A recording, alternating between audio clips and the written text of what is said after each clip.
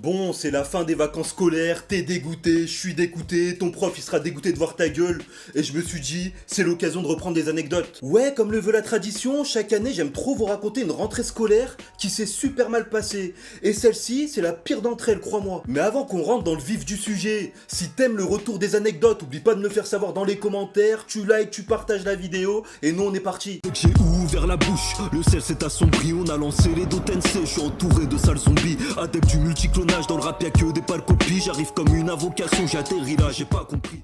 Dans ma dernière vidéo sur la rentrée scolaire, je te racontais mon entrée catastrophique à la fac. Faut savoir que mon parcours a été à l'image de cette rentrée.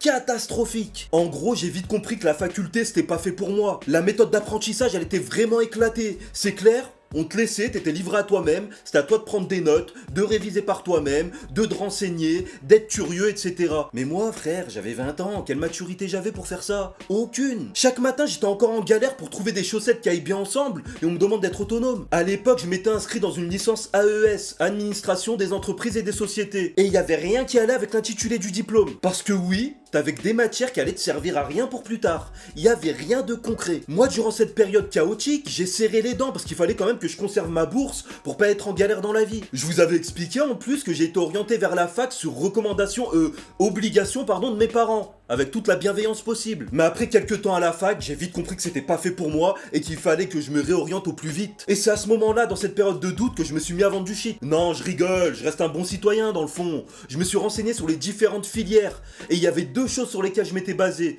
Déjà, j'allais m'orienter vers un BTS où le cadre est beaucoup mieux pour pouvoir apprendre. Et en plus, je me suis dit, je vais chercher une alternance. Comme ça, en plus de continuer mes études, je vais me faire de l'argent. Pour moi, un BTS en alternance, c'était tout bénef. Tu prends de l'expérience, tu vas loin dans les études et tu prends un salaire. Que demander de plus? Mais bon, si c'était aussi simple que ça se saurait. Malheureusement, on n'est pas dans le monde des bisounours, ici c'est la street. J'ai refait mon CV au propre et j'ai commencé à l'envoyer à toutes les entreprises qui pouvaient recruter en alternance. Je me suis fait refoule de partout. Quelques mois passent et je vois que j'ai aucune piste concrète. Donc là, je me dis, il me faut un plan en bouche-trou, tu vois. Dans tous les cas, j'ai envie de quitter la fac, donc je vais quand même m'inscrire sur des BTS en formation initiale, comme ça au cas où j'ai quelque chose pour me rattraper. Donc j'ai commencé à m'inscrire à tous les BTS qui existent. BTS Management des unités commerciales, BTS négociation et relations clients, BTS immobilier, BTS couture, BTS infirmier, BTS chevaux, n'importe quoi frère. Et pareil alors j'ai dû m'inscrire sur tout ce qui est Parcoursup, à l'époque ça s'appelait admission post-bac. Et là aussi même si j'avais un très bon dossier, je me suis fait refoule de partout. Parce qu'il faut savoir pour tous ceux qui comptent se réorienter par la suite,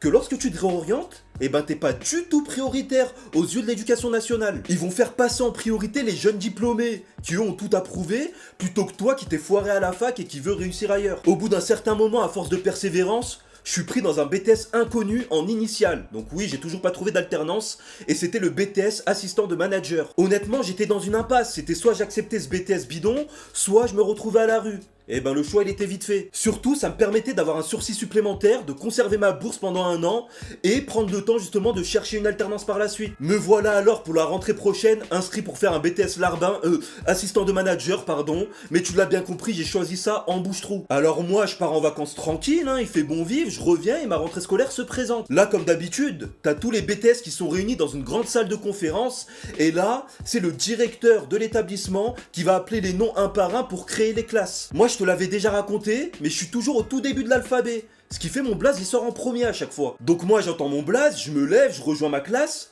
et là j'attends le reste des élèves. Mais que fut pas ma surprise quand j'ai entendu tous les prénoms. Adeline, Marie, Mélanie, Nadine, Fatima, Fatiha, Zoubida, oh lolololololo, oh au moins 20 blazes, il y avait que des meufs. À chaque blaze que j'entendais, je me disais bon, il y a un moment je vais entendre un Mounir, un Hakim, un Bertrand même, y a pas de souci les frérots, envoyez-moi des gens. Et non, pas du tout.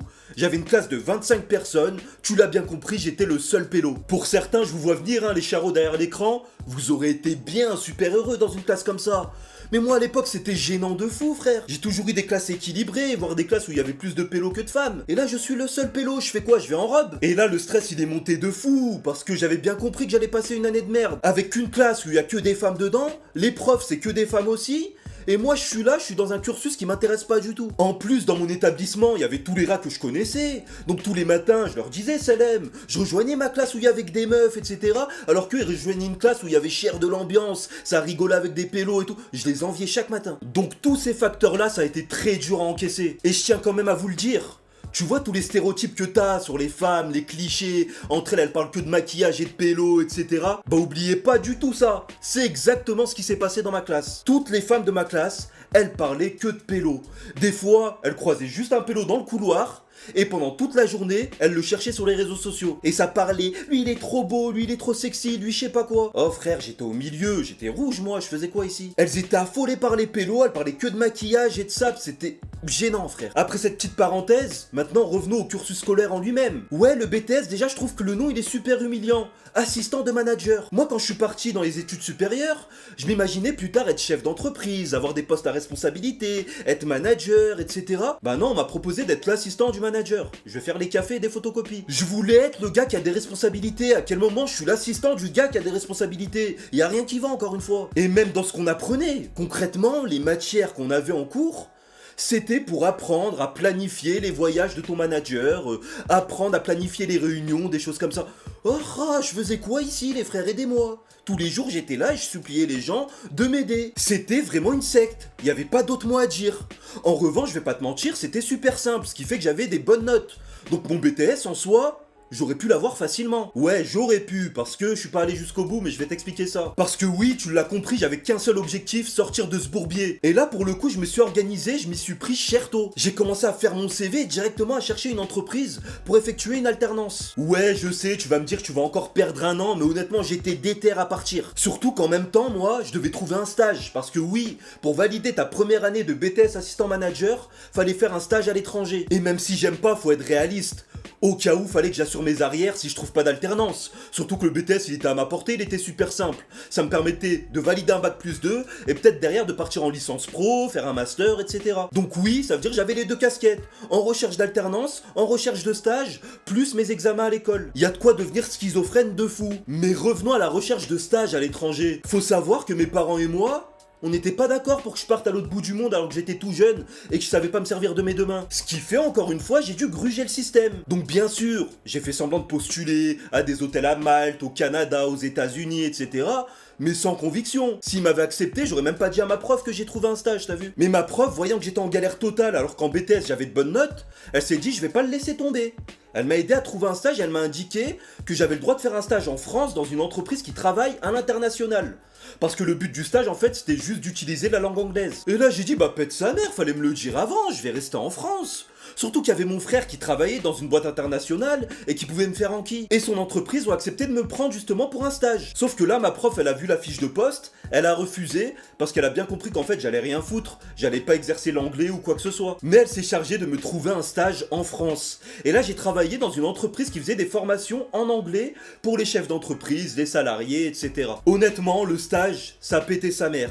J'ai rien foutu pendant 1 ou 2 mois, je crois, à part nettoyer des tables, faire des photocopies, ranger des dossiers, j'ai rien fait du tout. Mais bon, en plein milieu de mon stage, il y a une bonne nouvelle qui est tombée. Ouais, il y a une entreprise chez qui j'avais passé des entretiens, ça s'était super bien passé, et ils ont accepté de me prendre pour la rentrée prochaine en BTS. Alors là, ni une ni deux, j'ai pas fait de détails, j'ai planté tout le monde en plein milieu de l'année, en plein milieu de mon stage, j'ai dit ciao. Bien sûr, après avoir trouvé l'entreprise, il a fallu que je trouve aussi une école qui m'accueille pour mon BTS. Et ça a été une galère totale, mais ça fera l'objet d'une prochaine anecdote. Dites-moi si ça vous intéresse, ce genre d'anecdote où je vous raconte un peu ma vie, mon parcours scolaire, professionnel. Moi je pense que ça peut être utile pour vous éviter des embûches et surtout pour pas perdre le temps que moi j'ai pu perdre. Bref, c'était Mousson, j'espère que la vidéo t'a plu. Si c'est le cas, comme d'habitude, tu likes, tu commentes, tu partages à tes potes et surtout tu me rejoins sur tous les réseaux sociaux. Mousson TV, Mousson TV, Mousson TV. Allez, ciao!